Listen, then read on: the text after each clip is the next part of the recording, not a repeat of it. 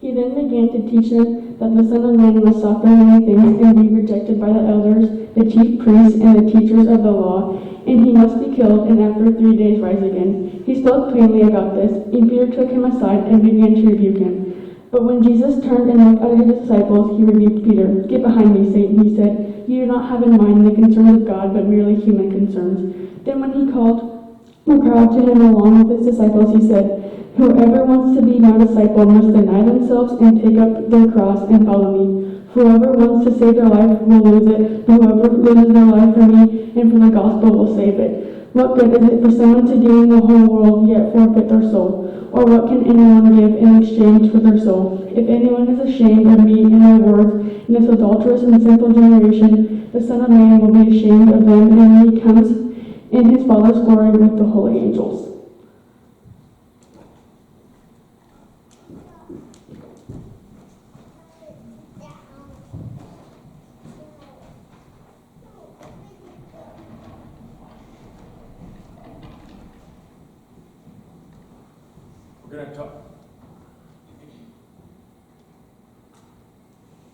We're going to talk this morning, maybe,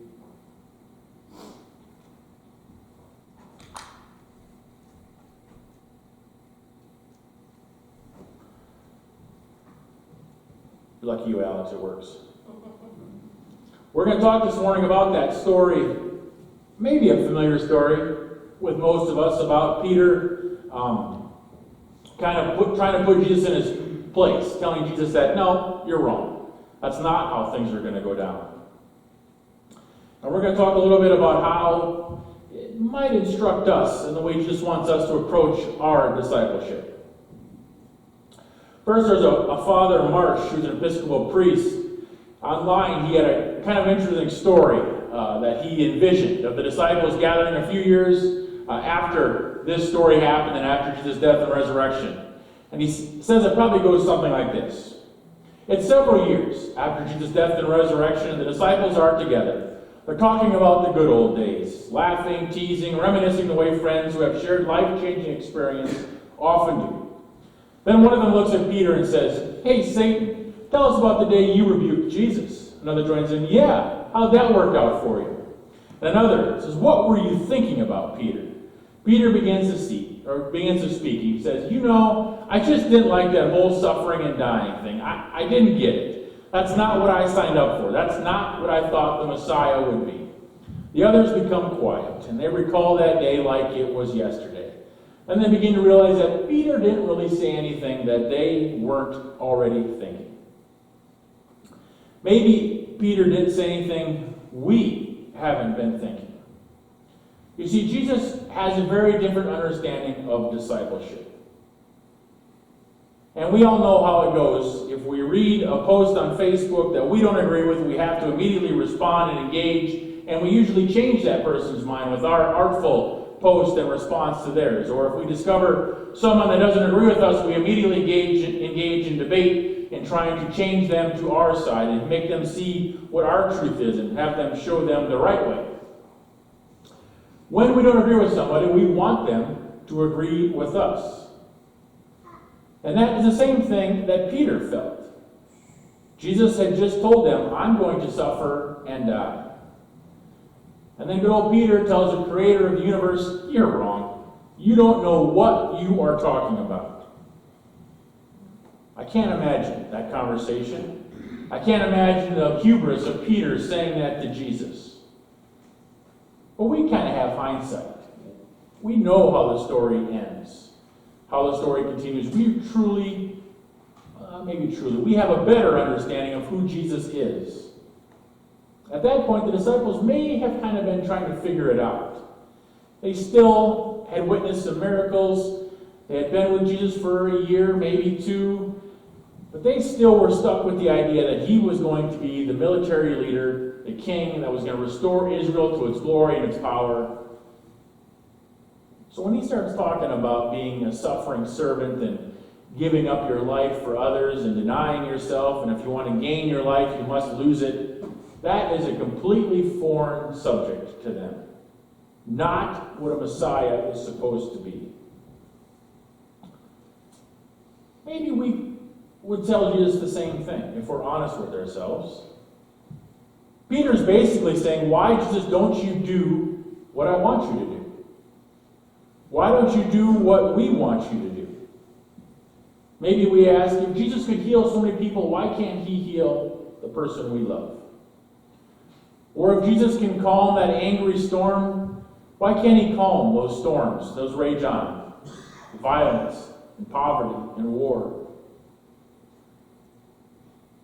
If Jesus can heal Jairus' daughter, why not our friends and loved ones?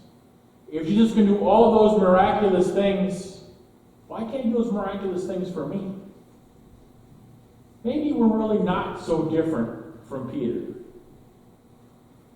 You see, just a few verses before, Jesus asked the disciples, who do people say that I am? And Peter says, you're the Christ, the Messiah, the Anointed One. Peter's right, even if he doesn't have a complete understanding of what that means.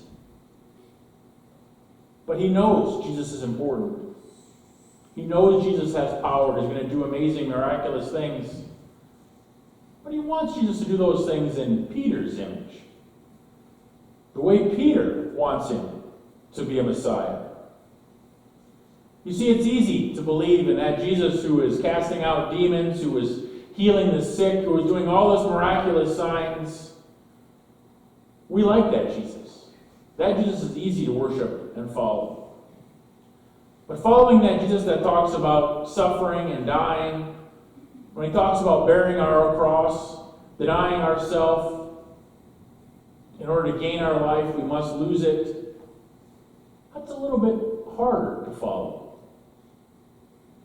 When Jesus starts talking about denying and losing our life, giving, not making it all about us, that just isn't so easy to follow because I like to make it about myself. I want Jesus to do what I want Jesus to do, and I want him to do it now. We can either choose ourselves and deny Jesus, or we can deny ourselves and choose Jesus. If you want to become my followers, let them deny themselves and take up their cross and follow me. Self-denial is the beginning of discipleship.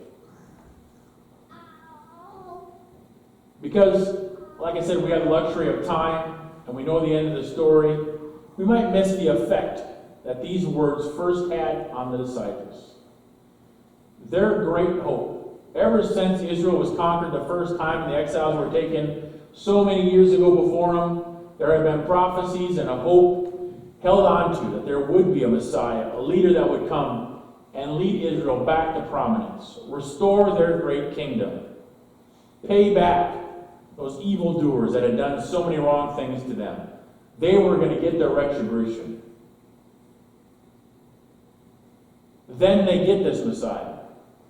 He fulfills so many of the prophecies. He does these miraculous works. He has this way about him that just makes you want to follow him. You just know this is the one to do what you've been hoping for not only all of your life, but for probably hundreds of years. Their longed-for future they know is coming. In fact, they end up arguing at one point about who's going to have what position in the government Jesus establishes. Then Jesus does what Jesus usually does, turns it all on their heads. I must suffer and die. You must deny yourself. Take up your cross and follow me. You must lose your life to gain it. That was so far off their radar it didn't even register. We can't imagine how disorientating that'd be. So Peter's response probably really isn't that uncommon. I imagine many of the disciples were thinking the same thing. That's not what we've been told by our leaders, by what we believe. Plus, Jesus, that's ridiculous. You can't die and suffer. And that maybe speaks a little bit to us now. Jesus offers a pretty sharp rebuke. Maybe the most startling thing he says when he tells Peter, "Get behind me, Satan. For you are setting your mind not on divine things, but human things."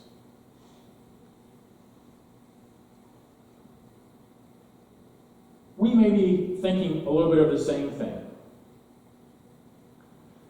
Maybe in our own context with the pandemic and the social distancing and the daily death tolls, and is it the end? Is it not the end? Is it going to continue forever? Is it going to stop? Maybe we've had enough of the suffering, enough of the loss and the grief and the fear and the loneliness. A Lenten season in the shadow of a pandemic is pretty grim. And here we have a story of Jesus inviting us to die in order to live and to lose in order to save. These words might be about as hard for us to hear as they were for Peter. So we can choose to deal with them in a couple ways. One way is to minimize them. When we talk about our denying, it's, I'll give up dessert for Lent. I'll deny myself Facebook and YouTube for a few weeks. I may pray a little more, study a little more, give a little more. All good and necessary things, but probably not the self-denial that Jesus was really talking about. Another way we can look at it is to go to the other extreme and make life about the type of self-denial that takes all the joy out of life. A single-mindedness that reduces the world to a mission field that is to be conquered in a loveless zeal, where nothing else matters at all except the converting of everyone. That self-denial where we put everything aside except for that leads people to stay in abusive relationships or make foolish financial decisions. I don't think that's exactly what Jesus had in mind either. So what does it mean to us to deny ourselves? It reminds us that our life is not our own. It belongs to God. We're not in control. God is. And maybe the most important is our life is not all about us. It's about God. I like that quote from that Father Marsh's faith in Jesus. Peter is learning is not about the elimination of risks, the preservation of life, and the ability to control. Instead, Jesus asks us to risk it all, abandon our lives, and relinquish control to God. You see, as long as we continue to believe that our life is about us, we will continue to exercise power over others, try to save ourselves, control our circumstances, maybe even rebuke Jesus when Jesus challenges the way we are living. Think about the way Jesus lived.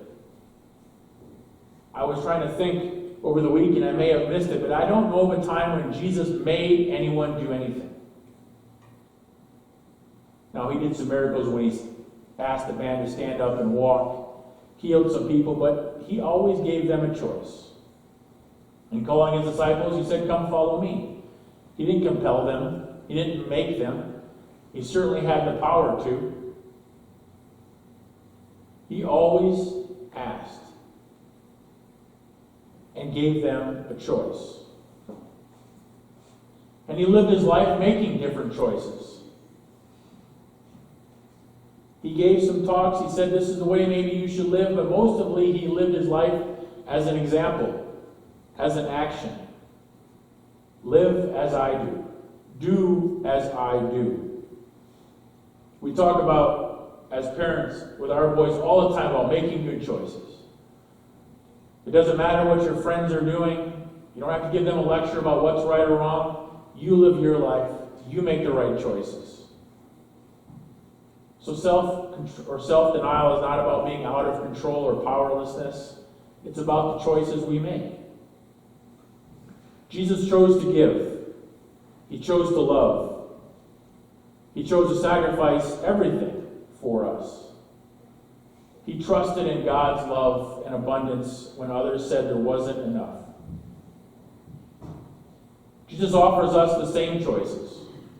There's a lot of freedom in letting go and giving up control of our lives, but it is so hard to do. Trust me, I struggle with that aspect of control all the time. I need to understand what all the outcomes are of the future so I can prepare for each one of them. When faced with uncertainty, I usually run to information so I can prepare myself to make a decision or at least face what might come. And usually you end up worrying about so many things that never come true. So what does it mean to let God be in control? Does it mean that we simply sit back and let God wait and direct us where to go? Does it mean we just do nothing and wait for God to come lead us by the nose where we're supposed to be? It reminds me of a joke where a man is praying for God to win the lottery, and weeks continually go past, and he never wins, and he never wins, and finally he's exasperated and says, God, I've been praying for so long to win the lottery. And God finally says, meet me halfway. Buy a ticket. We can't just sit back and wait. That's not what it means to wait and see what God is in control over. Letting go, denying oneself, means we get ourselves out of the way.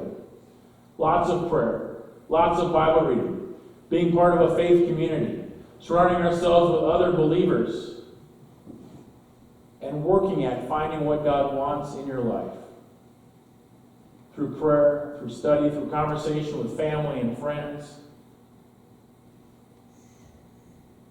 And maybe the lesson we learn that if we go through life and find that God is only asking us to do the bare minimum all the time, not really truly any sacrifice of time or talent or money, maybe we haven't gotten ourselves out of the way enough.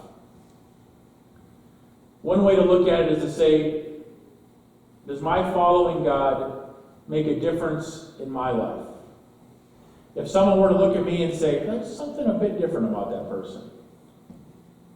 Something, I want to know where that strength or that power or that faith comes from. Or that realness, or that authenticity. Does your following of Christ make a difference in your day-to-day life? Or does it just make a difference on Sunday morning when you get up to come to church or watch it? I think that's what Jesus is talking about when he's talking about denying, taking up your cross, and following me. Do others see that love, that unconditional love, that caring, that sharing of Jesus through us? Maybe that's what we need to look at this Lenten season. Can they see me, or can they see Jesus? If we truly deny and take up our cross, they'll see more of Jesus.